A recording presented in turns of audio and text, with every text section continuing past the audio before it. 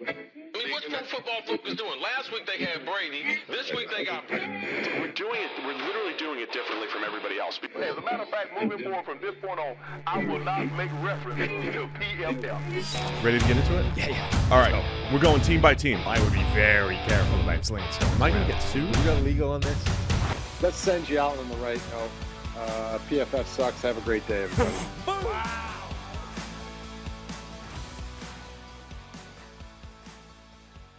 Welcome into the PFF NFL podcast. Steve Palazzolo, Sam Monson, and happy draft day to everyone out there. We made it. We're made it to the draft. It's tonight. It's live right here on this YouTube channel. Just tune in at 7:30. We'll be here 7:30, 7:45, getting ready for the draft. We'll be live tonight. You, me, Trevor, Chris, breaking down all the round one picks, and then you and I are going to stick around, work a little overtime, and go live. PFF NFL podcast starts live right after round one. Deep overtime into the early hours. So today, it's always exciting leading Also, up to the draft, and I'm excited. People in the booth as well, not just us. Yeah, Can't do this thing solo. Yeah, they'll be there. They're not just going to press record and leave. That's what I'm They'll be saying. here. They'll all be working hard with us. And we'll have food to eat as well, as we broke down yesterday. Hopefully. Presumably. So that's tonight. We'll be back here breaking it all down. But for now, we've got a great show for you. We've got Nate Tice from The Athletic, and we've got Bruce Feldman from The Athletic. Two separate interviews. We're going to throw it to them in just a minute. Back to back, talking to Nate, talking to Bruce. Nate, of course, bringing his Drake May takes to balance out a lot of the hate that Drake May's getting. Yep. And then Bruce Feldman always has great stories and what he's looking for the draft. We'll break it all down here in just a few moments. But first, as a busy parent, you want to give your kids a head start in their financial future. But investing can often be both confusing and time-consuming. So Fabric by Gerber Life makes it easy for you to set up an investment account for your child that grows with them and helps prepare for their financial future. Fabric by Gerber Life was designed by parents for parents to make it easy to plan for and manage your family's financial path. So with a UGMA account from Fabric, you can start investing in your child's future today. UGMA stands for Uniform Gifts to Minors Act. While your kids can't invest while they're minors, a UGMA account allows you to invest on their behalf and gives their investments more time to grow. So to join the thousands of parents who trust Fabric to help protect their family, start investing in your child today at meetfabric.com/PFFNFL. That's meetfabric.com/PFFNFL. meetfabric.com/PFFNFL. Portfolios managed by Ford Washington Investment Advisors, Inc. Additional services provided by Apex Clearing Corporation. All investing is subject to risk. Monthly minimum contribution required. Learn more at meetfabric.com. All right, let's get to it. We've got Nate Tice, and then immediately followed by Bruce Feldman. All right, we are thrilled to be joined once again by Nate Tice of The Athletic. Nate, welcome back, man. Thanks for having me. I'm very excited if we get to do one of the things that I think only intrigues us three and doing some player comparisons. Starting, I like to knock one off per decade with all these, like with comparisons. Maybe a guy from the 80s, maybe a guy from the 90s, but I know I'm in great company when I get to do so. So thanks for having me back on, guys. Of course. I always love hearing your player comps, so we're going to get into that in a minute. But the most important reason you're here is to balance out the Drake May hate. So let's talk quarterbacks high level. Give me your take on the quarterback class as a whole. And then let's get into where you stand with Drake May. I think he's been your QB1 for quite a while here. Yeah, it's been a 1A, 1B with May and Caleb Williams since last May when I watched these guys. And just getting my 4 or 5 games for getting my feelings on them. I kind of was aware of both of them. Obviously, Caleb Williams won the Heisman and all that, USC, and I was watching other guys on that team. But then with May, I was watching Josh Downs, the slot receiver, and I was like, who the hell is this guy? And I started kind of like looking around, like, okay, other people think this guy's pretty good. All right, I'm going to really dive into him. And since last May and watching him progress last season and then watching him this season, there's just been nothing to sway me off of that or to sway me off of Caleb Williams being still viewed as an elite guy. These guys were 1-2 for everybody, it seemed like, going into the season, and I just haven't balked on it at either of it. I think if you watch the film on these guys, even if there has been some quote-unquote regression, that's situation regressing, not them. I actually think they showed growth in both of their games, especially with May. But the whole question, and I do the show with Dane Brugler for The Athletic, is who's QB3, who's going to bounce up there. There's a lot of people we all like, but who's going to bounce up there? That was always the discussion. And still to me is that there's a gap between May, Williams, and then the rest of the guys. That's how I view this class, and I think those two are special. I'm really excited about both of them to enter the NFL, and I just have more question marks about the other guys, Daniels, McCarthy, and the other funky bunch group that you want to get into on day 2. But with May, he does what the elite guys do. He's aggressive. He can create. He mitigates sacks. He makes his teammates better. He pushes the ball. He is willing to take the highs and high lows and do it constantly. He's able to create with his legs and his arm, and he's got good size. He's 225 right now. He's super young, just turning 21, redshirt sophomore. They won games as a redshirt freshman, and I've seen him bring his team back single-handedly. He's getting no help, and I just watch it, and I thought actually this whole process was others would start watching him, even this quote-unquote bad games, North Carolina State, Clemson, and everything. There's so much positive stuff in those games that it's kind of weirded me out that people are acting like those are just abominations. I watch him, I'm seeing him just carry the team, scrambling, handling protections and mental stuff that's very advanced for such a young guy.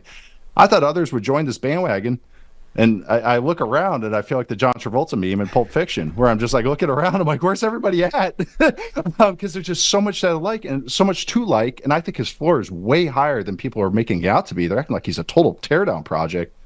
And I think he's actually pretty advanced with some of his stuff. Of course, there's mechanical stuff to clean up, but I think, again, that's stuff you can clean up because he's such a good athlete, and he already shows glimpses of doing it.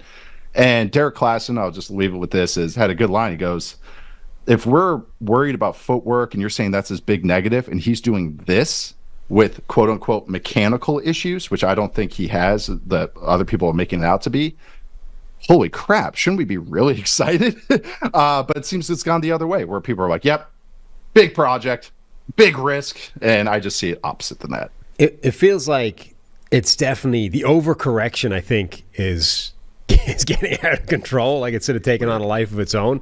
But I do think that you kind of described certainly the timeline correctly, which was like a year ago, it was those two guys, and we didn't really know which one was going to be number one and 1A. And then whether it was actually last year's tape, or I think probably more likely once people that aren't college football guys got to the process, right? That's when we started to see the adjustment. And to me, anyway, when I got into those guys, Caleb Williams and Drake May, thinking from the narrative they were on the same level, 1A, it became pretty quickly, okay, Caleb Williams is number one, and now I have more concerns over Drake May, and I think there's a gap there. And then it became Drake May versus the other guys. But it seemed like when everyone got to that point, they then couldn't stop the ball rolling down the hill. It's like, nah, we got to keep tearing away at him. But I agree with you. I think it's going way too far at this point. Like, this idea that he's a complete and total project is kind of crazy. But how do you address or sort of deal with the inconsistency? Because that was the big thing to me. Yeah. It's like, why are we missing so many just routine throws? Like Kurt Warner called them the layups, right? Like, why is a guy this talented missing so many layups? What's the problem there, and why do you not see it as a big enough or as big a concern as other people? One is volume. We see more May throws than the other guys. So when he's going to just naturally have more misses. If I have more at bats, I'm going to have more strikeouts. I think a little bit too. That was for Steve, but I think a little bit too is that some of the he does have bad misses where it comes with sprays because he's a line drive thrower, and so some of those, if he misses hard. Herbert has the same problem where if he misses, it's like the one miss of the drive goes 10 yards wide. It happened at his pro day as well. Even if I thought that the pro day was overwhelmingly good, he had one throw that hit the freaking wall. But then the next 5 throws were boom, boom, boom on the money. He misses hard. I think this offense was horrid. I think this offense, as far as timing, as far as details, as far as options for the quarterback, and why I want to bring that up is that it was all operating on finding space for the receiver and the quarterback. Nothing is tied together. And that's where I'm seeing a huge disconnect with some of these guys that play quarterback, and I do respect their opinion. They're grading them like they're grading the next day after they're the quarterback coach grading them the next day. And so, of course, it's like, oh, he's a step late on here, but it's like, that's the offense. This is not a West Coast offense, an offense that's 1, 2, 3, 4, 5, hitch, ball out. 1, 2, it's drift into space, find it. Okay, he found space too. He adjusted on his route. Now rip the throw, which is, I think, for how deep they're asking him to throw the ball, that's incredibly hard to do because there's just so much room for error. So I do think he has footwork stuff to clean up. I've already seen improvement from last year to this year. He kind of had the issue, Baker Mayfield has this issue still, drift back in the pocket, like in Madden, where they just keep drifting back. I think he cleaned that up a lot this year. He still has it once in a while, but I think that's one thing that there has been progression. But I think all the footwork stuff has been overblown. Not to say it's not clean, but I'm not saying it's a thing that's not fixable. I think it's very fixable, and I think I already see plenty of glimpses of him operating on time with good eyes. So that's why I'm optimistic about it and think it's cleaned up. I just think he got in an offense that's a little loosey-goosey, and he was just operating in that offense. Yeah, Sam and I talk about this all the time. I think a lot of people see the same stuff, right? And they describe it in similar ways. And then it comes down to how do you value those things? I feel like we saw that last year with Anthony Richardson. I think a lot of the descriptions of Anthony Richardson's play were similar. And then you say, this is a good thing, this is a bad thing, this is a first round, this is top of the first, this is top 5. So same thing with Drake May. Like, you're acknowledging a lot of the same stuff that Chris Sims, who we had on the show, who has Drake May as QB6, JT O'Sullivan, who we've had, those guys don't love Drake May. They're kind of taken aback by missing the layups. Kurt Warner. But now where do you weigh those things? And I'm kind of with you, Nate. I thought people would see this and the recency bias of like a Josh Allen would be in their head. Not that this is a Josh Allen arm talent or comp or anything, but Josh Allen cleaned up the layups, cleaned up a lot of the footwork, cleaned up a lot of the stuff from Wyoming. I thought people would go down that path and be like, man, this guy is 21, redshirt sophomore. All we have to do is clean up, hitting a swing pass or a hitch and some footwork. That's fine. Give me that guy. But instead, they're like, like what you're saying, man, sit this guy for a year. We can't, he can't see the field. Yeah, well, that's the thing with the sitting for a year thing that I'm kind of pulling my hair out a little bit, is that it's underrating May's mental side. I think he's advanced. I think this offense is not going to ask him to do all the other things that these guys want. Like, of course, he's not going to look like in a John Gruden 50-word offense where he's making checks and has to drop back perfectly 5 steps or 7 steps on something. And I think that's knocking a guy for doing what they're asked to do, which I think is strange to me. Can you describe, you posted a play a couple of weeks ago, sorry to interrupt, but the NC State game when he checked quote unquote his worst game, by the way. Yeah, his worst game. But you had that play where he read the blitz, checked to a sprint out, made a great throw. So sprint outs can be a blitz beating play you can check into, depending on the offense. He doesn't look at the sideline, which tells me that they put this on him. A lot of college offenses, the quarterback will look at the sideline to get the signal, all that stuff. That's what you're checking into. So he just looked at the defense and goes, oh, okay, I have something. Of course, this is part of the game plan. I'm not saying he just made this up and did it, but the fact that they put this on his plate is just an amazing sign. This is like what you want. If a 4th-year guy did this, I'd be very excited. But the fact this is a redshirt sophomore doing this in an offense, again, that I didn't think was very advanced. He got there. NC State's shown a blitz. NC State either blitzed everybody or dropped 8 every play that game, which pretty translatable to the NFL sometimes, depending on your offense. Vikings. So he looks at it, adjusts it, moves the running back to the other side, which also shows more detail, showing that he understands that the back has to be in a certain spot. They do the protection. He sprints out left, throws behind, pins a guy for a touchdown, and a play that should have been blown up based on on the coverage look originally. So again, you're seeing an advanced mental side on the road in a rivalry game when he's hurt and the rest of his team falling apart, and they're going to the red zone. He's doing all this on 3rd down, all on his own.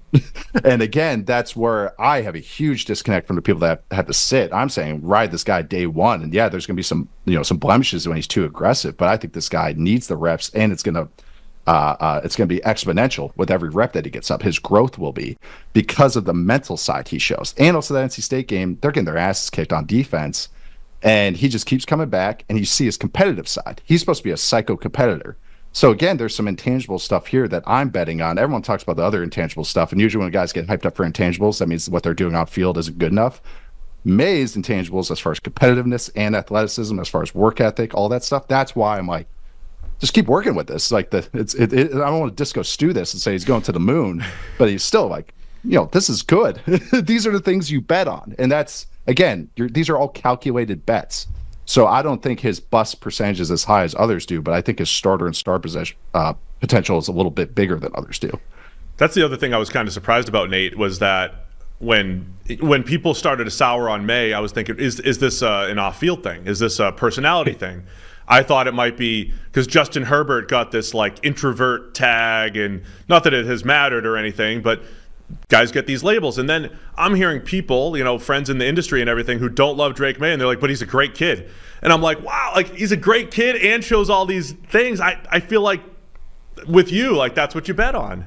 I invented the piano key necktie. That's I feel like I'm taking crazy pills with this because that's what it is. That's when the season ended, and thankfully I do that show with Dane, so I have a good eye on most of these guys. I'm watching them throughout the season. I'm not saying I'm deep studying them because the NFL season's happening, right. But it's I'm watching them on all 22, 2, 3, 4 games during the season, and then in January I sit down and I'm like, okay, I'm gonna watch them all in a row. And so like in middle of January, end of January, Senior Bowl time, I was like, I kind of was good film wise on these guys. So for me, it was like, all right, as long as I'm not hearing that they are like, assholes off the field, or they have competitive issues, or they're not hard workers. In fact, I heard everything the opposite. Actually, all these guys have pretty good reviews from what I've heard. All 4 guys, I should say, the guys that are talked about in the first round. But I've heard just psycho-competitive, hard worker, reminds me of Andrew Luck. What other things did I hear? All these just amazing things. He's the youngest son of this super athletic family. It's a super competitive family. All these things. I'm just, what happened? What games got played? Did 2 games happen that I don't have access to? So again, there's just a disconnect right now. And again, we're all going to come up with our own individual opinions on this, but the fact that people are just going, no, he's 6. I wouldn't touch him. I think he has to sit. That's where I think I have a big disconnect, more than me having him 1A to Caleb's 1B. I understand that's a little different, but the fact that people are going, no, I wouldn't even touch him, that's where I think is a little weird. How much of the he needs to sit idea do you think is, we've got some mechanical issues that we need to clean up, and you basically can't do that in the season anymore? I mean, certain coaches will come out there and say, we don't even touch a guy's mechanics in season. Like we this is game plan oriented. Mm-hmm. Like the first we're going to touch his mechanics is the next year again, right? So if you're playing a guy during that, you're playing him with the bad mechanics and potentially entrenching bad habits or whatever. Like if you were, number one, do you even agree that he has those mechanical issues that need to be fixed? But if he does, is that a problem if you're then playing him for a season with the bad mechanics, knowing you probably can't touch them until the following year? Because then you get the sort of Josh Allen progression, right? Where we might get a couple of years of really rough play before we can get the mechanical problem squared away, and suddenly you get this giant leap forward from Josh Allen. He becomes the current version. I do think some of the mechanical stuff is overblown. I've never been, guys throw how they throw. Like as far as like he got some knocks. We're going to talk about footwork in a sec, but as far as just even his throwing motion, I saw some people trying to knock it. Guys throw how they throw. Ball gets there on time. I could care less. They could throw it underhand, and I'm fine. That thing, the throwing motion gets overblown so much by people, and by 100%. People I should just say draft Twitter. Yeah. Draft X. Whatever. They don't know what nobody knows what they're looking for. Like nobody knows. Don't even get me started. Smart quarterback guy I've ever been around does not give a shit about that. So I'm gonna trust the Paul Chris and the Sean Paytons of the world more than and the North Turners of the world. I'm sorry. Footwork is different. I have faith in what they say. Yeah. But the footwork is where you usually see the mechanical improvement happen. That's where Josh Allen improved more than anything. Right. He was a big overstrider, and they really cleaned up his footwork. Much has been written about it, with the work he's done with Jordan Palmer and all that. I see 80% of the time the footwork's fine. It's just once in a while he'll feel late, and then he'll overstride, and that's where the sales come. That, to me, comes more comfort mentally. Guys usually overstride as a quarterback because they feel late on a throw. Oh shit, I didn't see that guy come up, and I got to really juice this ball in there, so they really overstride, and that's where the accuracy the sprays come. May that has that issue.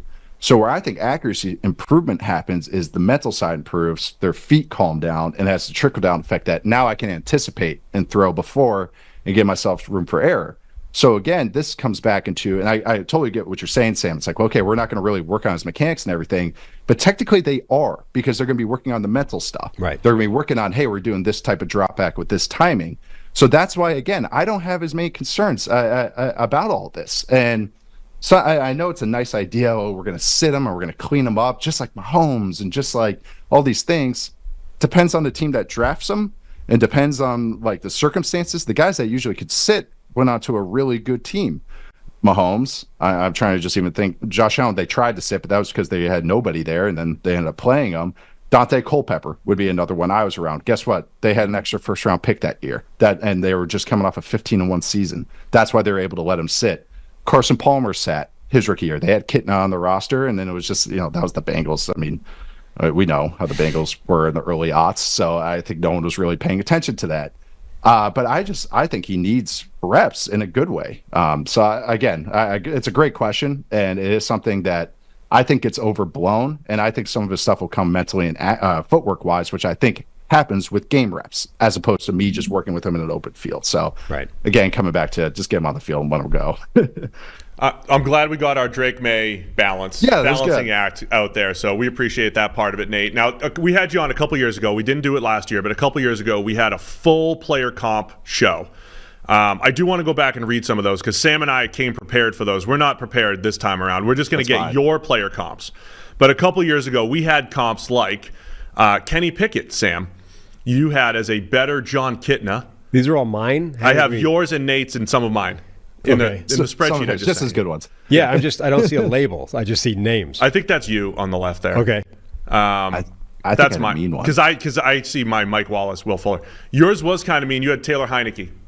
Yeah. And now look at I feel them. pretty good about it now. Yeah, it's good. It's turned out pretty good. We had Jamison Williams, where I have an annual Mike Wallace / Will Fuller comp. And last year it was Jamison Williams. That year it was Jamison Williams for me. But you, Nate, had Bob Hayes for Jamison Williams. Wow. Yeah. Tell you, I played to the crowd here. Yeah, that's right. So wait, I knew I had like an old school one for him, and I can't remember which one it was. That's right. Can I take a victory lap over Malik Willis?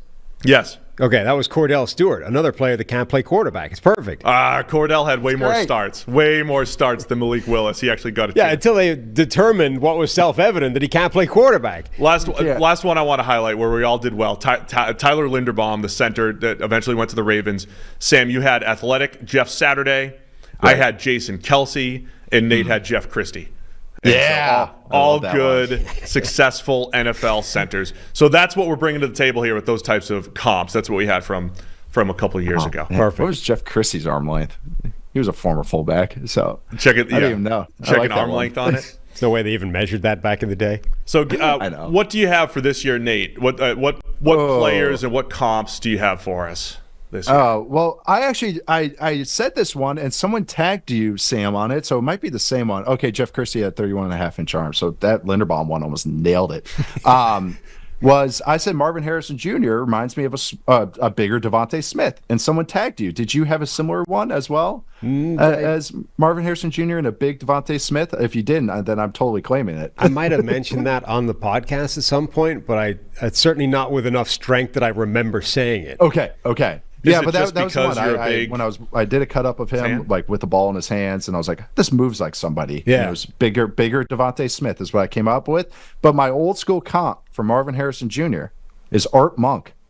Art Monk, that's good. Art Monk. And I went back, watched some film on him. They're similar size, and I watched it. I watched some YouTube on it, and I feel even better about it. So Art Monk. Marvin Harrison Jr. also feels like you have to ask the question, what if Marvin Harrison Sr. had been 6'3"? That's it. Like, they move exactly the same. Yeah. It's so scary. It's so scary, man. Bigger Devontae Smith. We're writing these down for next year when we check these again. Like it's obvious, but that's good. What if Marvin Harrison Sr. had a 6'4" son? Yeah. Oh. What if we took this Hall of Famer and simply stretched him a little bit? See, it doesn't work for Joey Porter and Joey Porter Jr. playing different positions, oh my God. but it does work. He plays corner like Joey Porter Sr. That's right. So actually kind of, I do love that. No, that's Harrison, good. That's that was good. So clean. I love that you were also grinding Art Monk tape to make sure. I had to, because it was like, there's somebody that I'm not gonna lie, I could tell you I remember 2 clips of Art Monk in my entire life. So it was one of those, but I was like, there's somebody that this is, and then that was the one I threw out there, was Art Monk. This one I can say I for sure know the comparison, so I feel really good. This is Ladd McConkey with Emmanuel Sanders. Ladd McConkey with Emmanuel Sanders, more of a undersized Z, or decent sized Z. They're about 6 foot, but can play a little bit in the slot, but just a really good route runner on the outside. I would say Emmanuel had bigger or longer arms, but their testing is very similar. Their size is very similar. Both very good route runners. That one I actually felt pretty good about how they both move. Is Ladd getting too much of the he's a slot guy? Oh my type God. of narrative, right? He can play on the outside. He can run routes. He can play on the outside. Yeah, he's Dane and I talked about it. I looked at him as like a 65-35, mostly on the outside. Can come on the inside, maybe on third downs and everything. But like on base downs, they only have 2 receivers out there. He can play Z, and don't have to worry about it. I'm with you there. Everyone loves him. I'm not like preaching. I feel like I'm preaching to the choir with Ladd McConkey, and has played outside. It's not like we're talking about a guy who in the SEC, right? It's not like we're talking about somebody who is a slot receiver, and now we're going, can he play outside at the next level? No, he's an outside guy. It's more, can he play slot? Right. I'm trying to figure. I know Brock Bowers was their slot receiver, like Ladd was their Z. So this was another '90s Vikings offensive lineman that I'm going with here, and rest in peace here. But it's J.C. Latham and Corey Stringer. For the Vikings, former Ohio State right tackle, passed away, but he was a 6'4", 6'5" right tackle, 350 pounds, just like J.C. Latham. Could move well. I think could stay out tackle. I really like Latham. He's my tackle 3 in this class, and I view him as like a top 12 guy. But yeah, just a mauler. That's a pretty good feat for his size and everything. I don't view him as a guard. I view him as a tackle, and I really like him. So J.C. Latham from Alabama. Your one and Corey Stringer. Your 1 and 2 is Joe Alt and Fashanu. Right. Because I just the Fashanu stuff is the Ohio State game is so bad that I think it's sticking out with a lot of people.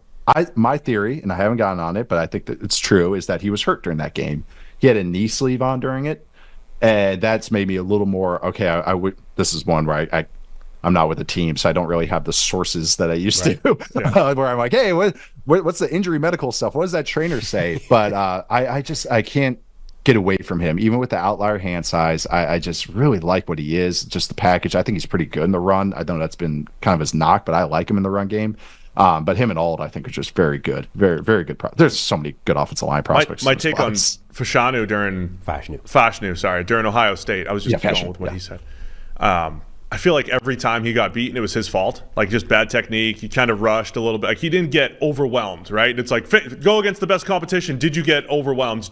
But I don't think he did. Right. I think he's incredible. If he's staying within his technique, I think he's one of the best pass protectors to come out in a long time. Yeah, and I like his technique. I think he's kind of, and his eyes are really good. Just a couple snaps. I'm saying a couple here and there where he was off. I know he's kind of gotten. Like in the process, he's kind of been like the O-line version of May, where I'm like, people are going to watch all the games, but he's kind of just kept dropping. So I'm curious where he ends up. I don't understand his still really like him. All right, what else you got here, Nate? What else I got? We'll go off the line. We'll go off the offensive line because even though I have a couple more, I'll go Dallas Turner and Bruce Irvin. No, that's Dallas Turner and Bruce Irvin, and that one I feel really good about. That's also the type of role I think Dallas Turner should play as that 3-4 Sam, 3-4 Jack kind of player. Drops into coverage a little bit, rushes, good against the run, really long. I know Bruce had a really good one year where he had like 15 sacks. Yeah. But I think how he ended up was like a 6-8 sack type of guy. That's how I think Turner is going to be, like a 6-8 sack guy, but a really good player that plays every down. But maybe not the overwhelming sack guy. But that one I actually feel pretty good about as far as like that's a good one. How he looks, how he plays, everything. So that one I'm sticking with. Staying with the edges, Chop Robinson, Yannick Ngakoue, kind of come back to the well with this one a few times. Doesn't play the run that well. Very twitched up pass rusher, maybe slightly undersized, more like a super designated pass rusher type. So that's why I keep kind of telling people that really like Chop. It's Yannick went in the third.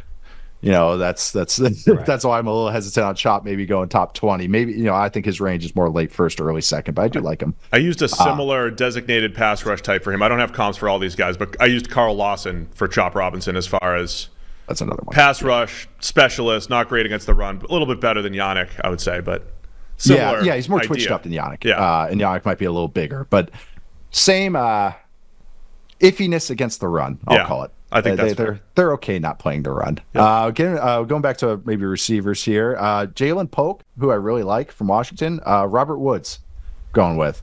That's the one, and maybe more of a play style thing, but their size and athleticism comps are actually pretty similar. I like that. But play style, dirty work, plays inside, outside, just very useful. Might not be that high end one. I don't think anyone thinks that, but I think a real good two and a good offense. I think you guys might like him as well too. Do you guys like Polk? Polk jumped out of me like right at the start. Again, like guys that I'd seen from somebody else's tape. So watching at the start of the season, because we did a similar thing with Trev, right? Where he would come on and give me guys to watch and we'd run it through the show. So watching Michael Penix Jr. tape, and I knew everyone was big on Roma Dunze. I was like, what about this guy? Like, Jalen Polk's amazing. Yeah. I did the same thing with Dane. I go, hey, are the other receivers something? He goes, no, they're looked at. It was like day two guys. I was like, okay, good, because they're dunking on everybody. Right. it was like the five slam a jamma up there in Washington. Like they were just. So when I went into the receiver group, I expected to think that like Polk was going to be amazing, and I'd be like, I'd have him as like wide receiver 5 or something. And the more guys I watch, the more like, okay, number one, this receiver class is insane. They're all good. Yes. And number two, I don't like him quite that much. I still like him, just less than I thought I was going to when I started it. I had some cold water on me too. I was like, do they have 2 future number ones on this offense? And I'm watching. I'm like, okay, I know what you are. Right. You're good number. Basically, what he was in college. Yeah. I think he translates. That's the thing that was awesome with those Washington guys. What they do, the receivers, that translates because they got asked to run like a real route tree, do some screen stuff. They had to block. They had to line up in the slot and outside. I like all 3 of them. Like I'm super high. Roma Dunze, rich man's Chris Godwin. That's my comp for him. Daniel Jeremiah said Larry Fitzgerald, and I said rich man's Chris Godwin. I'm like, they're on the same spectrum of receiver. So he's somewhere in between those two, I feel like. But I love Ndunze. I love Jalen Polk, and I love Jalen McMillan. They're all – I think I had Polk I have a second-round grade on him, and McMillan I have like an early third on him. And Ndunze is my receiver too. I have to pitch this comp to you because I just remembered it. Our guy Vic Troja, who does our injury report stuff, he gave me a comp for Roma Dunze, which was Herman Moore. Oh, there we go. Back to the 90s. That's good. How big was Herman? I actually don't know, but I saw him. He was pretty big. A lot of balls. 6'1", 6'2", but thick. 6'4". No, he was big. Was he that big? 6'4", 218. Right. Herman was a big. That is a phenomenal one, isn't it? Now I want to go watch more '95 Lions when him and Perryman were going off with Scott Mitchell. Catch after catch. Barry. Oh. Man, that's a really good one. Herman had 123 catches that year, I want to say. 95? 95. It was the juice ball. It was like the juice ball era. 95. They had like a juice. Yeah. It was like NHL goals and catches for NFL receivers. Yes. And then baseball caught up. Yeah, 95 was the year where like every receiver went off with an insane number. Everybody was over 100 that year. It was only the NFC Central. It was Herman Moore and Chris Carter. A couple more. Oh no, do I have any more receivers? No, receivers no more receivers there. But Leia Tulatu, edge. I said Diet Coke Trey Hendrickson. I couldn't find like a perfect one for him, but that's why I went with Diet Coke Trey Hendrickson. Flat Christian Haynes going offensive line. UConn, really like him. I have a second round grade on him. Shaq Mason, who's guard with the Texans right now. But for Christian, I like Haynes a lot. Christian Haynes? Yeah, with Shaq Mason. They're kind of similar size. He might be slightly taller, but good athletes and everything. I'm really, really high in Haynes. I like Haynes too. I tested well, did really well at the Senior Bowl. It was kind of he checked the box. It's like, all right, if you dominate this level play, all right, and started this many games, how do you do when you go against the other guys? And he tested like a really good athlete. It's kind of all right, good. That's all I need to see. I don't know what else he has to show. He has plenty long arms and everything. But yeah, that's another guy. How do you view quickly? How do you view those top edge rushers this group? Because we've been saying Latu is the best player. Turner's the best athlete versus like the best composite of the three, and that's kind of where we are effectively. That's a good way to put it. Turner, I think, is going to be the most useful of the players, but not the one that gets the most sacks. Kind of already touched on it because I just think skill set, age, he has more room to grow, and also he's already a pretty good floor for what he is. I would not take him in the top 10, having said that, but I do like him. He's my number one, and then I kind of look at Verse and Latu as the same tier. Latu, I get it. He can get after the passer, and he has advanced pass rush moves. It's kind of like it's easy to project him. It's like no matter what, he's gonna have a role somewhere because he has a skill that's valued. But then Verse, if I'm the Saints or the Jags, or I'm not saying they're drafting this, but those types of defenses that want to push the pocket and everything, I really like Verse. If you need a good number two who's good against the run, he, again, not going to be a sack guy, a high-end sack guy, but just a very useful guy. Might not be a Pro Bowler, but maybe a step below that. That's where I like Verse. Like where I'm on a good team that already had, like the Texans to me, if they didn't do what they did this offseason, like with Daniil, they were perfect for Verse for me. So like pairing with Will Anderson, I kind of like that, but then they went higher than Verse with Daniil Hunter. But yeah, I like all of them, but I don't love them. There's not one edge guy I truly love in this class. I'm even just looking through it. I'm trying to I like Braylon Trice, but then I'm realistic about what he is. Like I look at him as a round 3 guy. Yeah, he's not athletic enough, he's not big enough, but I like his play style and everything. But that's the thing. There's not one of those guys that seems like a freak. I'm trying to think how I want to end this. I have 2 more. Yeah, I have 2 more. Perfect. Is this even good content? Me just listing off. This is I love it. This is great. Our people love it too. They're gonna love it. Okay, good. Malik Mustafa from Wake Forest, my safety 1.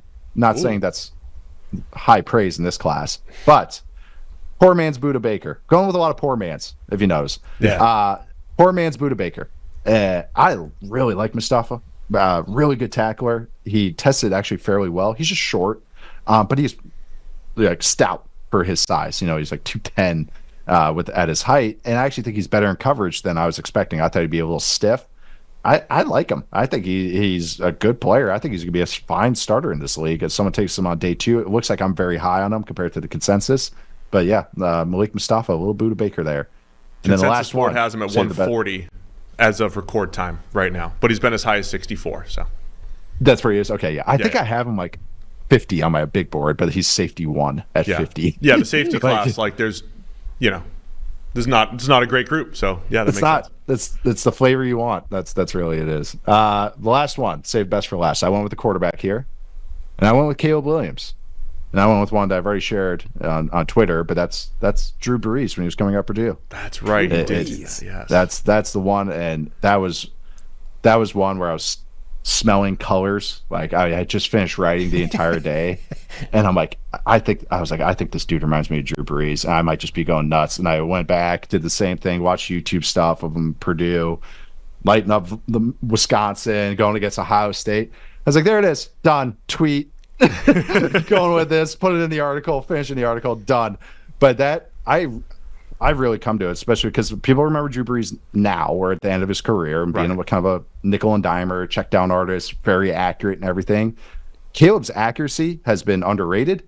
He is extremely accurate. I even underrated him going into this year, and then watching this throughout the year, and then finally when I sat down and studied all the games, I'm like, this guy has excellent accuracy. And the quick throwing motion, his footwork is very clean when he gets to do traditional drop back stuff, just 1, 2, 3, hitch and go. And then when you watch Brees, it's like, that's Brees. Back in college even. And Brees had a little more wild man to him than people realized, and was a much better athlete than people realized. So same size and everything too. So yeah, Caleb Williams, Drew Brees. I don't think that who else have it? Art Monk, Hall of Famer, I think. Manuel Sanders, Pro Bowler. Yeah, pretty lofty praise for some of these guys. Drew Brees, just a future Hall of Fame quarterback. I'm comparing Caleb Williams to. This draft class has a few Hall of Famers, a rich man's Chris Godwin, a Diet Coke Trey Hendrickson, a poor man's Buda Baker. It's got it all.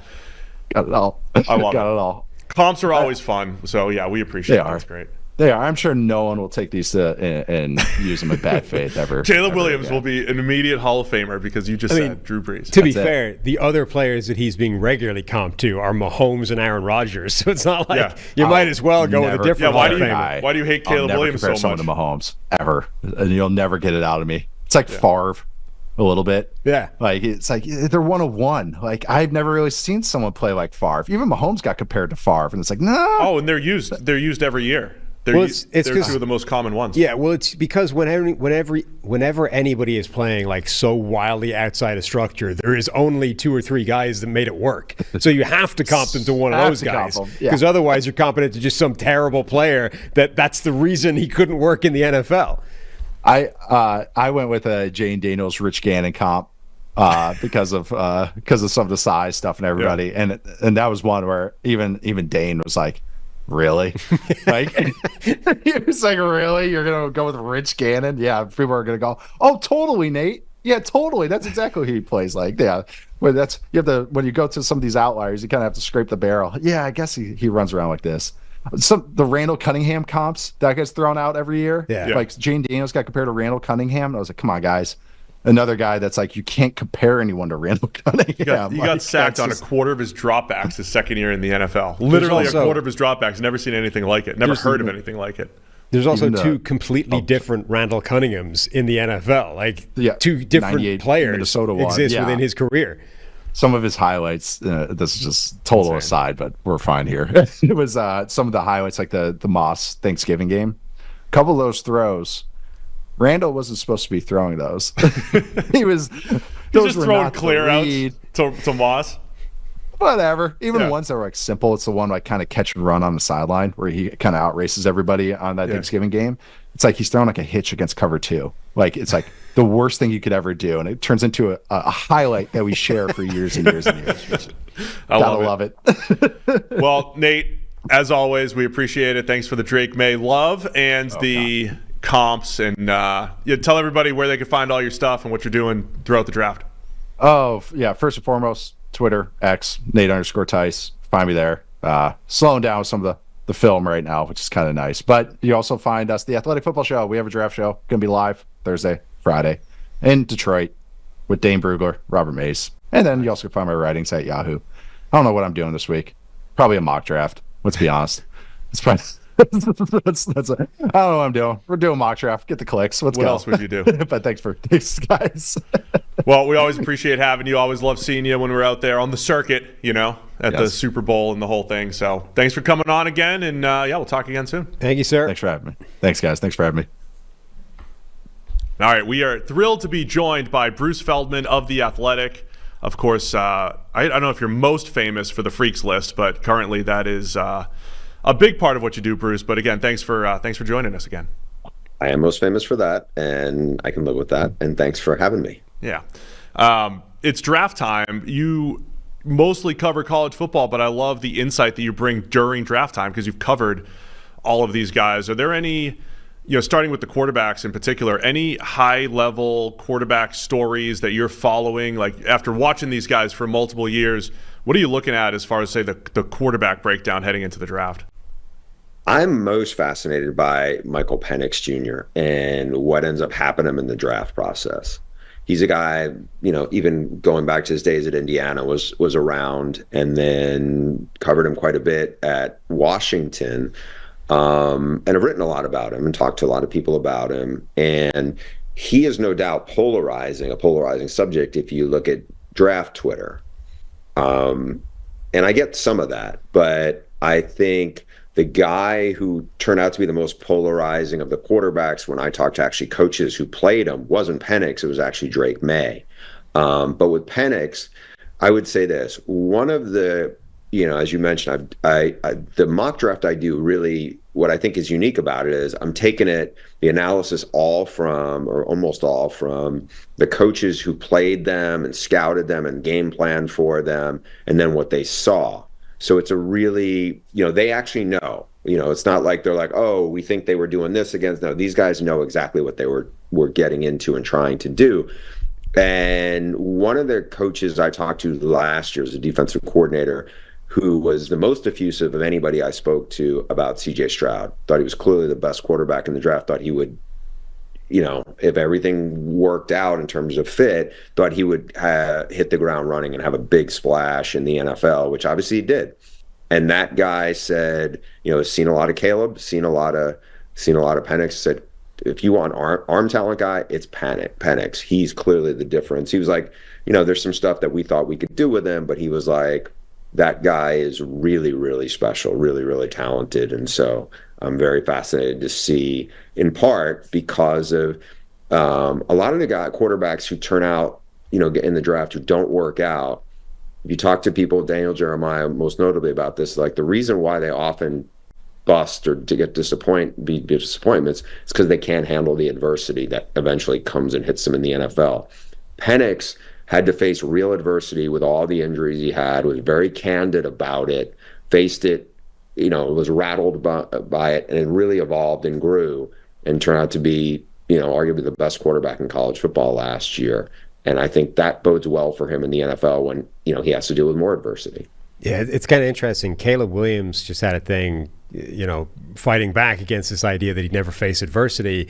And the adversity that he was sort of citing is he pulled a hamstring once and lost a few games his final year in college. It's like, it doesn't feel like that much adversity to me. Certainly not relative to somebody like Michael Penix Jr. Yeah, and yeah, the thing you're talking about, I think, was from a Greg McElroy interview. Right. And I saw that. And, adversity is kind of in the eye of the beholder, certainly. Caleb was a guy who came out of the QB collective, camps and was touted and anointed as the most talented guy. And he, overtook Spencer Rattler at OU, obviously, when Rattler struggled. And then he was, jumped in the portal and went to USC and did really well in his first year, when obviously won the Heisman. But you see the pictures of, the fancy apartment he lived in, and he's traveling all over the world and designer clothes and everything like that. It's not to say that he doesn't work hard or any of that. But, the adversity, I think, in terms of from the Penix side of it, again, I'm not saying that they're arguing about this at all, but I'm just saying I know what he was dealing with to some degree because he was very candid in talking about it. Some of the other guys, it's like, I think they feel like, okay, I had to deal with this, and I'm sure it wasn't fun or there's challenges to it, but that's probably not the level of adversity that may be waiting for them in the NFL. I did this big story on Penix about 2 months ago, and one of the people I talked to was EJ Manuel, really bright guy who was a first-round pick. We talked about the adversity, and it was injuries with him, and it got him off track, and he never really was able to get back on track from that. And I think that is a good window into what can happen. It's not just injuries. It could be all sorts of things. We saw the Sam Darnold Monday night I'm seeing ghost clip. He's never been able to get back on track. And I just think it's a gray area for a lot of people. But then once they get there, and everybody, you're the franchise quarterback, especially at that position, you're the franchise guy. How do you respond, and can you get out of it? Are you surprised at all after covering college football so closely, obviously, but surprised by J.J. McCarthy's rise at as far as the NFL loving him as maybe a top 2 or 3 pick? As a top 10 pick, no. Maybe as going in front of a couple of these other guys potentially. A little, but not a lot, just because I know what the people inside Michigan felt about him. And how football smart he is, how competitive he is, what a great leader he is. The other thing is, and I've seen some of this comparison on social media in the last couple of weeks about like he's kind of like Kirk Cousins, because NFL teams think he will be a plug and play because of the system. Kirk Cousins has obviously been a very good NFL quarterback and is making a ton of money. He's a way better athlete than Kirk Cousins. Like, I would put that out there, and like, Kirk Cousins is probably a 4'9" guy who wasn't dynamic with his legs. JJ can really move. Oh, yeah. And you'd see that whenever they really needed it. 3rd and 8, and he would have to go create something. You see some stuff on film where there's definitely some wow stuff in there. I don't think people give his athleticism enough credit. I think this is not the quarterback who was before him, Cade McNamara, who transferred to Iowa, who I think had, was a solid college quarterback and could do some of the stuff with the footwork that Jim Harbaugh was going to demand. This guy is has a really good arm in terms of throwing the ball on the move and can extend plays and create stuff. So I'm not shocked. I mean, he also just turned 21. I mean, he's still a guy that I think is still physically growing. I think there's a lot to like there. I'm not shocked that some NFL people are meeting with him and getting kind of really impressed by him. Yeah, I mean, it's funny. If he ends up going 2 overall, which is looking like a bigger, like a much more high chance than it was at the start of this whole thing, when Harbaugh came out and said, like, he should be the top quarterback in this draft, it was seen as ridiculous. And now he might be the second guy after Caleb Williams, who's the consensus. Take me back. What was the genesis of the Freak List? How did that all come about? How did you decide to make that your baby? Yeah, so this is back in the 2003 or 4 era, and I'm myself and Buster Olney, who at the time was ESPN's baseball writer. They both the ESPN told us they wanted us to do blogs year round. And as you guys know, there's way more of a hot stove league, and baseball has a longer season than college football. So I was looking for stuff to write in the off season. And I had always been very interested in the freak guy that, not every program, but a lot of programs had, where it was just the guy, the coaches and some of the players would be wowed by. Whether it was like a big, heavy guy who could, a 320-pound guy who could do backflips, or some 170-pound guy who could bench press 400 pounds, or a guy who could throw the ball 80 yards. There were those guys you'd hear like little rumblings about. And so that's how the story started. And it was a top 10 list. And one of the guys I had talked to was one of my ESPN colleagues who was doing some MAC games. He goes, there's a linebacker in Miami, Ohio. There's insane stories about him. His name is Turner Nande. He's from, originally from Nigeria. He was like a 520-pound bench guy. He was, a 4.40 guy. It would probably have been a great bobsledder, in terms of those kinds of things. And he, was drafted by the Titans. I think he played, maybe in a game or two, and then bounced up to the CFL. But he was that first guy. And there was other guys in there, Calvin Johnson, Adrian Peterson was in the first couple of years. And it just grew. It went from 10 to probably 30 or 20. And then now it's 100 plus. And I have FCS guys and D2 and D3 guys and NAIA guys, because when I became a sideline reporter for Fox, 7 or 8, 9 years ago, before the games, I would hear from a lot of NFL scouts who'd be on the field in warm-ups, and they would ask me about the Freaks List, and it was very flattering and humbling. But then I also realized, wait, these guys could be great resources, because they're seeing some of these people that nobody who does what I do in terms of covering college football is really aware or paying attention to what, like, the Jim Nagy's of the world are doing year-round and studying. And that opened up a whole nother world for the Freaks List. Do you now get guys like petitioning you with their, workout numbers and bench press records and 40 times and stuff? Or is your DMs just full of like 19-year-olds from Division II, showing their 3 cones? Watch me jump out of a pool. Watch this.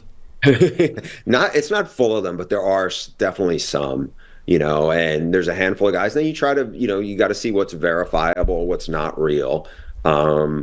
And over time, you learn which coaches, especially strength coaches, or guys are like, okay, that guy told me this guy or these 2 guys were going to do this, and then they went to the combine and they did it. Right. So it's definitely an interesting process, because like anything else as a reporter, you're really kind of evaluating how credible the people who are telling you a certain story, right? Like, I think I referenced this a little bit ago about the CJ Stroud, Michael Penix coordinator guy I trust his opinion a lot. I'm not saying I don't trust most coaches' opinions, because I think their level of expertise and what they're doing is very good. But there are certainly guys, and where I can think of is I remember a coach who I talked to before the Pat Mahomes draft who was not a believer in Patrick Mahomes at all. Now, maybe that guy would have been proven a little more right if Patrick Mahomes didn't go to the Chiefs and Andy Reid. And it's just like, you're constantly, not everybody's always, not everybody, even if they really know what they're doing, is going to be right all the time, So, but when it comes to the players, you're like, okay, is this totally believable or not? And usually the guys who come out and reach out to you, they're sending some video of something they did or something that's like, oh, I probably got to ask this coaches about this guy. And that definitely happened. There's a small school player who ended up with the Seahawks and I remember reaching out to Kyle Duggar because he was at the same school as Duggar and he was younger, and Duggar was a freaks list guy. He might have been my first small school guy I had on there. That's good. And Duggar was like, no, he backed him up and started kind of telling me stuff. And I was like, okay, I'm on the right track with this one. Well, I'm glad you do this during the offseason because the college, I don't think people realize the college football offseason is the longest in all of sports. And 90% of it is about realignment and big money schools and things that is just nothing to do with the game. So I appreciate you actually, talking about football players at some point during the offseason. You want to talk Marvin Harrison Jr.? Yeah, that's the part I love. The business stuff, I kind of roll my eye. Like my podcast host is all in on that stuff, and it's good. And I know a lot of it matters too. But I love the football stuff. That's like the one thing that's never changed. I mean, I'm watching UFL games. I'm going to watch whatever I just love the sport for that. And so this feels more like that. I'm not saying Freaks List is exactly like a football Saturday, but we're talking about players. We're talking about what they can do and get you going for the season. It's right up there with like college football magazines, right? Phil Steele comes out, Freaks List comes out. It's awesome for looking forward. Thank you.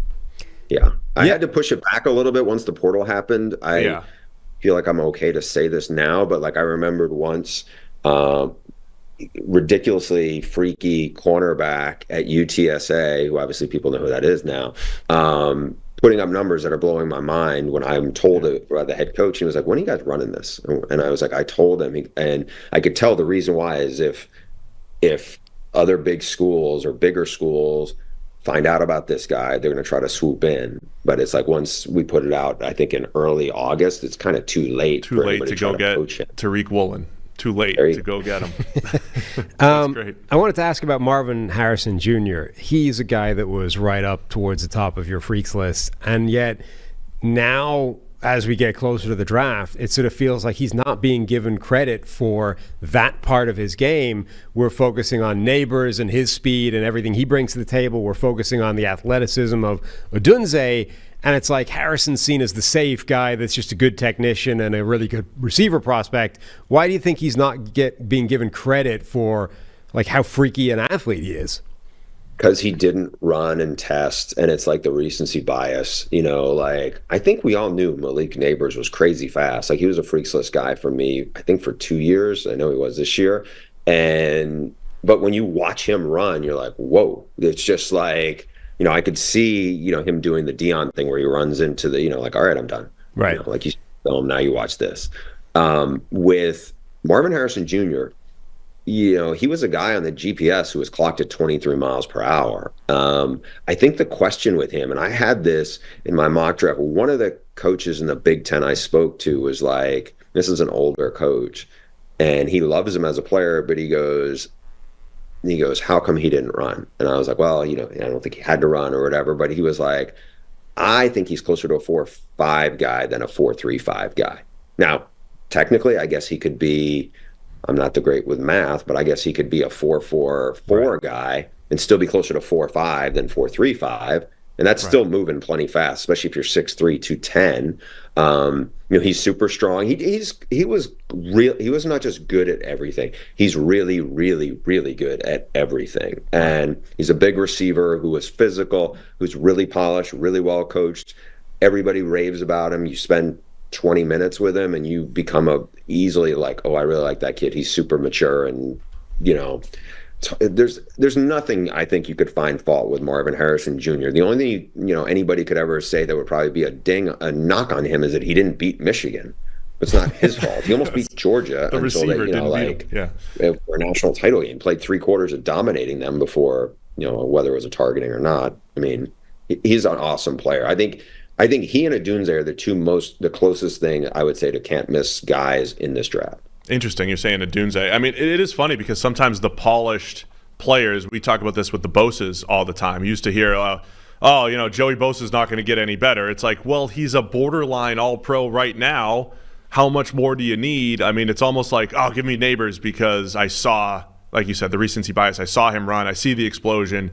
But our game numbers on Marvin Harrison Jr. are similar, right? We've got top speed numbers off player tracking and everything that are in the similar range as Brian Thomas Jr. and some of the other guys that did run high 4.3s. Yeah, whatever, yeah. Yeah, so like we're seeing some of the same stuff.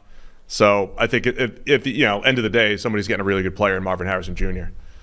Yeah, if he slips past 6, I'd be shocked. If he's, I mean, I get it. There could be 3 or 4 quarterbacks in the first 5 picks, but after that, who you, we did this on our podcast where my co-host was like, "Why do you have Brock Bowers going 10?" And he was like, "I think he's, it's like 10 is really high. Like it's not like, and it's not like this is a great defensive crop of players in the draft, but." I just think there are guys. It's like, okay, what does a team need up there, right? Like how badly do you need it? I don't know. I just think Harrison is just he's. I don't know who. I mean, if you ask me, would I take Jamar Chase over him? I might have. But like, there was nobody in last year's draft who was even in the neighborhood or even in the ballpark of him or Odunze, or probably neighbors. I think. Yeah, completely agree. Chop Robinson, not necessarily getting a ton of love. The Penn State edge defender, maybe like a late first, early second type of guy. He was number 9 on the Freaks list last year. Very good pass rusher. Is there a reason? Do you think he should be up closer to the top 15, or is that the right spot for him? I think that's the right spot. I mean, I have him in my mock going, second half of the first round, but in the first round. I mean, dazzling first step, freaky athlete. I think what people wanted to see from the coaches I talked to is, does he have other moves? He can beat you with speed, obviously, but then there's other stuff where Dallas Turner, who is right in that same realm of wow athlete, is shown to be more physical, has more of a repertoire and actually had much more production than Chop did. But I think potentially Chop could be if he's a double-digit sack guy, he's going to make a big impact. And I think he's a little bigger than people realize. People talk about him like he's 6'3", 240 pounds. I mean, he's almost 255. I think there's still a lot of growth there for him. You mentioned kind of touch on this a little bit before, but how much do you weight, or how do you kind of evaluate when coaches give you these kind of hyperbolic statements like, this is the fastest guy I've ever coached, or the strongest guy, or the toughest guy, or whatever? Like, obviously, when there's numbers to back it up, it's easy. But when these guys are just kind of going what sounds over the top on a prospect, how do you sort the wheat from the chaff and what's real and what's just, I love this guy that I've got right now? Just name names. Jim Harbaugh. You talking about Harbaugh? Come on. No, I wasn't that was where it's from, but yeah. I'm just kidding. Jim Harbaugh. Sorry, go ahead, Bruce. The biggest thing for me is like the track record. You kind of know who has told you stuff, especially like, look, the Penn State guys, they have so many guys who have gone to Indy and lit it up and done either exactly what they had told me they were going to do, or even exceeded it, and it's a lot of dudes over the years, right? So I know, it's interesting because like there's a couple of Michigan guys who I think people are like, okay, I was expecting more. And then I go back to like DJ Turner last year. One of the things they told me at Michigan the previous year, he was a freaks list guy, was he ran like 4.30 from a 2-point stance, not like in a sprinter stance. Right. And then he went to the combine and he ran, ran ridiculously fast, so there is some of those things where it's like, Aiden Hutchinson was exceptionally, he's obviously turned out to be a really good pick for the Lions. And so, it's just, you're kind of going by the people who really know, because they're around them all the time. It's not to say they're all going to, just because they test great, they're going to go into the NFL and turn out to, blow up the league. I mean, I'm not necessarily saying that. I just think it's like, okay, what are the traits and how do they fit? Do you have any other players off the top of your head where you were high on the freaks list, maybe didn't test as well, like a Chris Braswell from Alabama, maybe didn't test as well as where he ranked on the freaks list and some of the other numbers that he had? Do you have a history, like a memory bank of some of those guys, or how would you explain some of those guys historically? There was one of the players who comes to mind, and it didn't end up because of the testing. It was because he blew a hamstring on his first 40. Contavious Street. Yeah. NC State had a good run of D-line, but he was the freakiest of all. And he just, I think he popped his hamstring on the first run, because I was expecting, all right, he's going to tear it up here. And it was like, kind of anticlimactic.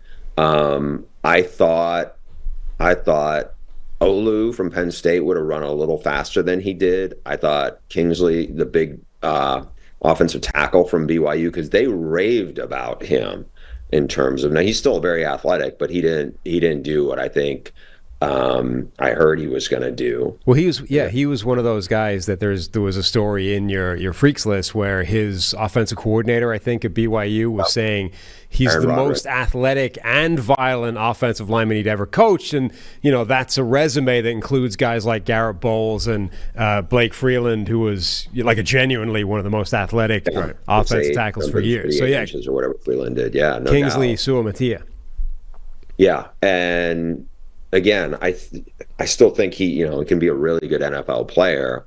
He didn't blow it away like I think I was expecting him to. That was certainly one. I mean, the flip side, like the all-time guy for me, about, I don't know, maybe 15 years ago, there was a Estonian shot putter at SMU who was 6'8", 280, and like the numbers we had, people were like, there's no way this is possible. And then he went to the combine and did all that, like it almost matched it exactly. And I think sometimes, especially when it's like a high level track athlete, I think people are like, that's what these guys do, like in terms of like I'm not saying all they do is test and do those kinds of workout numbers, but some of those guys, it's like, okay, I can see how it translates. Whereas the other guys, it's like, their weights fluctuating, what they're, some of the other stuff they're working on. Because let's be honest, when it comes to the combine, a lot of guys are training for these specific events for a long time, and it's maybe the first time they've trained for it. Was that Margus Hunt? Was that guy's name? That is Margus Hunt.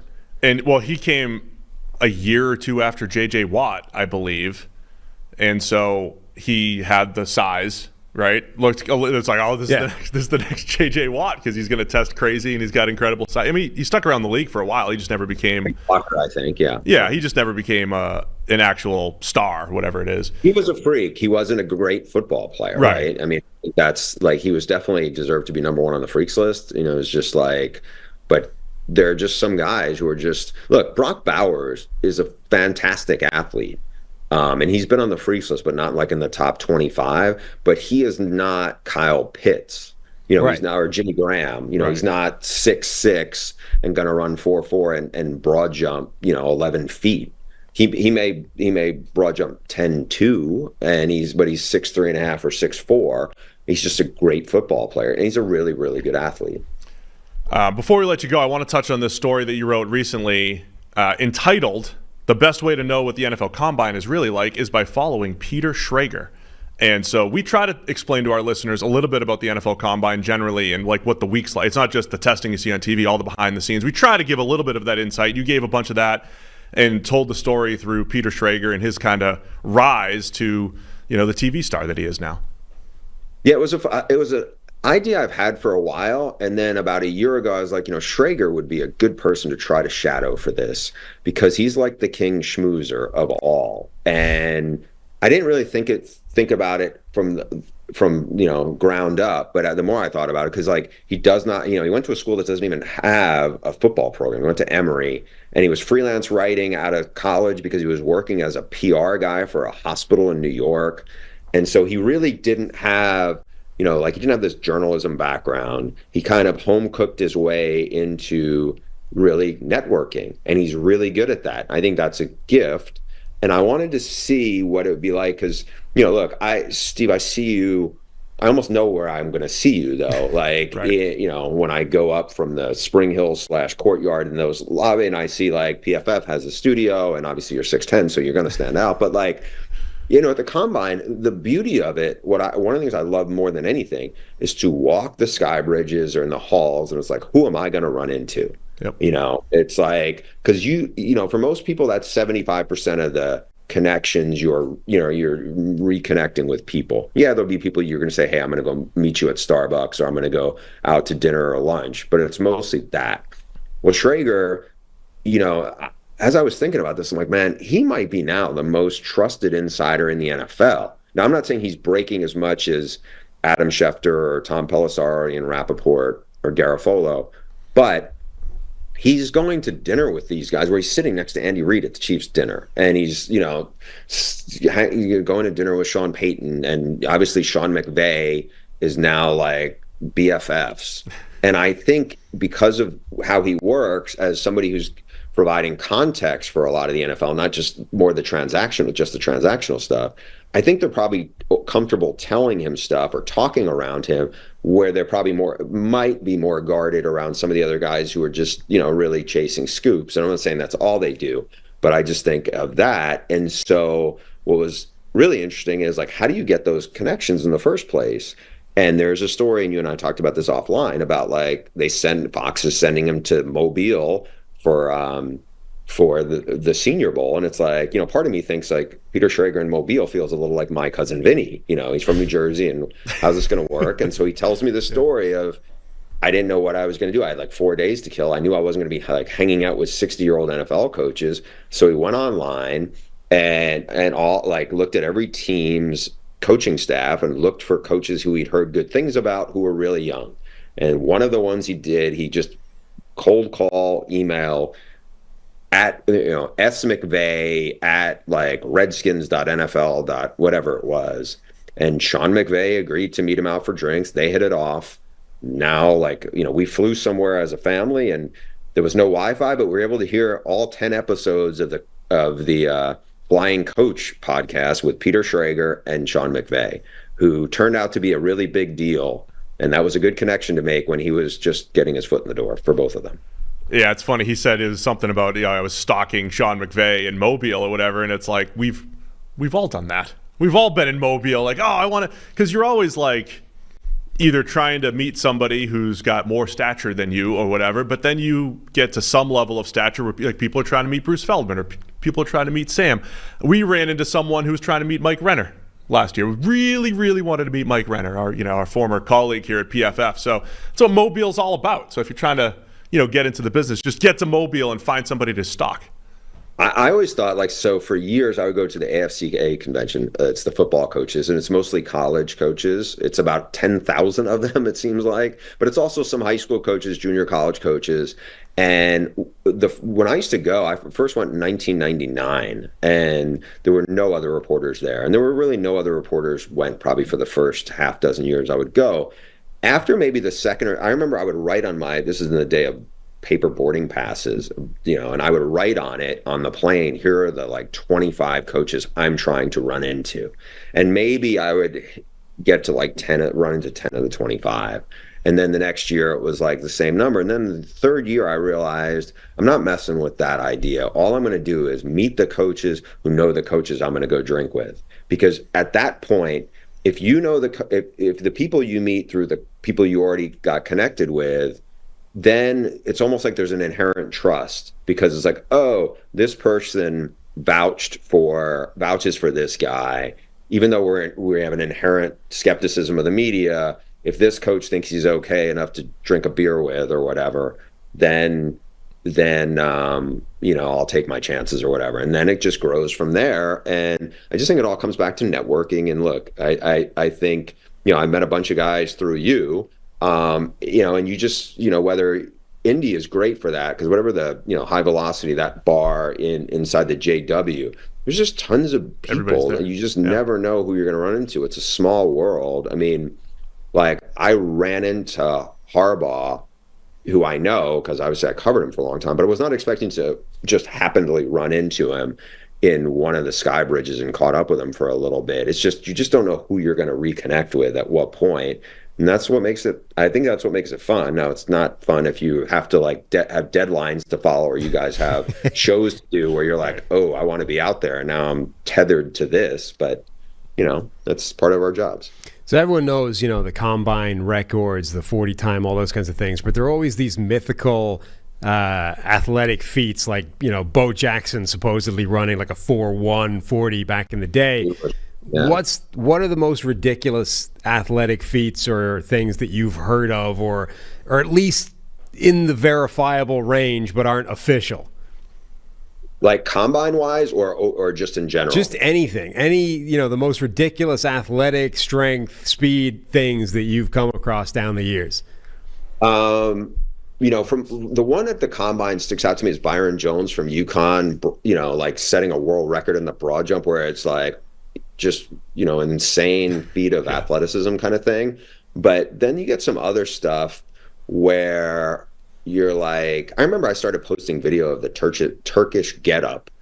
I don't know if you guys have seen that, but so I had Michigan's old strength coach, Ben Herbert, who's now Harbaugh brought him with him to the Chargers, would have it, just Google Turkish getup. But like 2 years ago, Wisconsin had a legit freak punter, Andy Vujanowski. I think I'm pronouncing it right. Sorry, Andy, if I'm not. But like he, 6'3", 230, and I guess he got wind of some, people talking about the Turkish getup from the freaks list, and he went out and videoed it, and he did it. I mean, this year we had Chris Jenkins, who's like, Chris Jenkins' son, who was like a top 5 freak, doing it, and to see it, just a massive man doing something like that, you're like, oh, I think I could do that, but not with weights. It's just like, and most people probably couldn't. It's crazy. But then you get certain things like there's a rabbit hole you can go down on Instagram with like jumpers and professional dunkers. And so I have a buddy who lives not far from me, Dave Anderson, great guy, former Texan slot receiver who played at Colorado State. And we went out to lunch once, and Dave had been, I think, a pretty good basketball player back in the day. And we were talking about something, because he works in sports science field and sport performance science now. And so I was telling him there's a guy whose social media on Instagram is King Dak, DAC. And his name, I think, is Darius Clark, who is a jumper at Texas A&M. And if you watch some of the jumping stuff he does, it is insane to see. It's like he's floating on air. Like it just keeps going and going and going. And you can go down this rabbit hole of guys who, and I don't know if any of them are very good in actual basketball, but the stuff they can do just from a jumping standpoint will blow your mind. And I remember I showed Dave, we were going to lunch, and I showed him this, and you could see his eyes as just watching this guy just levitate up and up, where it's like, and it's not technically the same vertical jump. It's like a 3-step vertical jump, right, which is not the same as obviously what goes on in Indy. But these guys are like up around 50 inches now. Wow. And there's a massive difference between 50 inches and like, if you jump 40 at the combine, that's like wow stuff. Huge, yeah. These guys are like almost 10 inches above that now. So I might go down that rabbit hole now. Check it out. Go down the rabbit hole. I could send you a bunch of, like, some of it is also now like, you're just very curious on some of the stuff you're seeing. Like there was a walk-on receiver who played at University of Buffalo. You can watch this guy do not just box jumps, but they'll stack like 20 or 30 plates of 45 pounds where it's taller than him. And you're like, first of all, when he lands on this, how is he not, like, what are the outtakes of this where he's not knocking everything over? The guy's also wearing like soccer shin guards, because I'm sure there's times he has missed and banged his shins into like something that would look really painful. So yeah, I've seen some of those Instagram videos, the box jump, the 3-step box jump, where they're jumping like onto something that those kind of soft boxes that actually have some compression, right? But they're able to get to a spot that's taller than them and stick the landing, like, and not collapse back off. Jumper, Isaiah Rivera. That like some of these guys are pretty muscled up, because I think they're doing a lot of squats and a lot of front squats and everything. But like you see, it's insane how what they can do. Now I would imagine some of them, like I said, the former receiver at Buffalo, and I don't know how much, if he played at all, played much, but like just incredible what they've been able to do. And there's another, there's like a profession after that for them about as professional dunkers, or, teaching, there's a big rabbit hole you can go down. It's not a creepy one, at least unless you're going on Instagram. Bruce, tell us what else you have going on, and any final storylines you're keeping an eye on as far as the draft leading up these last couple weeks. Yeah, I have, I think, one other draft story that'll run maybe the week of the draft from a more NFL coaches side of it. I have a story on a college quarterback who's still in college, who I think it'll be a fun story for people to read, that hopefully will be out within the next month. And for me, I'm really interested. There's a handful of guys that were not first round guys. I am fascinated to see what happens with Peyton Wilson, who is arguably the best defensive player in the country, but has a lot of medical questions, shoulder, knee, ran incredibly well like 10 years ago or 15 years ago. If he didn't have the medical history, doing what he has on film, testing the way he did, linebackers are looked at like almost like running backs in the draft now. But 15 years ago, I think he would have been a top 10 pick if he didn't have the medical history. I want to see where he goes. I want to see who gets Mike Sainristil, who was my favorite college player. I just thought Mikey's not big, but one of the best leaders and best playmakers, and just made everything go. I mean, they were a great defense, the best team in the country, and he's not big, and you look at him, he looks like a law school student when you see him with his glasses walking around. But he's an exceptional athlete, and he's tough as heck, and he makes a ton of plays, and I think whoever gets him will end up being very happy about him. Whether he goes mid-second round or third round, I don't know. Love it. Well, we appreciate the time as always, Bruce. Be sure to go check out Bruce over at The Athletic. Wait, the Freaks list coming out early August again? Yeah, early August. Yeah, so okay. We have time for that. We have time, so that'll be coming out soon, but keep an eye out for it. So again, thanks, Bruce. Appreciate it. Thanks for the time. Thank you. Always a pleasure. Thanks for having me, guys. All right, special thanks to Nate Tice and Bruce Feldman. Always love talking to those guys. We had some fun football discussions here over the last couple of weeks with some smart people leading up to the draft. Yeah, and I think it's interesting hearing that a bunch of smart people watching the same tape can come to wildly different opinions on a specific player. That whole Drake May narrative, right? Everyone's seeing, generally speaking, the same thing. I do think Nate made a very good, compelling argument of how much of it is, number one, fixable, how much of it is also not his fault. He's attributing a lot of those struggles to the system and to the offense. And as soon as you take him out of that offense, put him in a better system with better players, half of that goes away immediately before you even get to, can we fix some of the footwork? Can we fix some of the mechanical problems that whether they're there or not? Like, that is an argument I haven't heard too many people make, but is a pretty strong one. That's the other interesting thing about the draft process, and I think I'm with Nate on that as well, where he's been doing this for a while. He's always pretty much liked Drake May, and then you just assume, okay, what's everyone going to think in January, February, March as the more teams, their information comes out, what's the buzz going to be? And I'm with Nate. Like, I didn't predict that people wouldn't like Drake May maybe as much as they have, especially in part because did he have the worst situation of all the top four quarterbacks? Right. I mean, Caleb Williams didn't have a great situation, but he's got Lincoln Riley, right? He's got this historic play caller who's putting guys that works, and, right. You've got Jaden Daniels with 2 first-round receivers. Yeah. You've got J.J. McCarthy with the national championship team. Micah Penix Jr. with 3 elite receivers. Yeah, and Bo Nix with 2 really good receivers, Troy Franklin and Johnson over there. So I think Drake May probably had the worst situation, and I do think evaluators over the last couple of years have leaned into that a little bit more, where they said, hey, maybe the Bama QBs, they've got these great receivers. What about the guys that don't have that? And they've focused on that more, and it feels like they've forgotten that part of it, evaluators generally. They've forgotten the part of, hey, we'll clean up some of the easy stuff. We've got the special, right? It just felt like Drake May had all the ingredients that people would love rather than, dismiss, and we're more in dismiss territory. But we'll see. We'll find out tonight just how true that is. Yep. Anyway, it's important to me that the supplements that I take are of the highest quality, and that's why for the last few years we've been drinking AG1 here on the PFF NFL podcast. Unlike many supplement brands, AG1 conducts relentless testing to set the standard for purity and potency. AG1 is constantly searching for how to do things better. 52 iterations of their formula and counting. Their team is always trying to find better ways to source, test, and aim to find the best quality ingredients available. It's researched and developed by an in-house team of scientists, doctors, and nutritionists with decades of experience in their respective fields. So many people have asked me if AG1's actually the real deal, and they are. There's a reason why we've been drinking it for so long. So, quality for AG1 isn't just a buzzword, it's a commitment backed by expert-led scientific research, high-quality ingredients, industry-leading manufacturing, and rigorous testing. At each step of the process, AG1 goes above and beyond industry standards. So, we've partnered with AG1 for so long because they make such a high-quality product that we genuinely look forward to drinking every single day. So, if you want to replace your multivitamin and more, Start with AG1. Try AG1 and get a free 1-year supply of vitamin D3 plus K2 and 5 free AG1 travel packs with your first subscription at drinkag1.com/PFF. That's drinkag1.com/PFF. Go check it out right now. All right, special thanks again to Nate Tice and to Bruce Feldman. Happy draft day, everybody.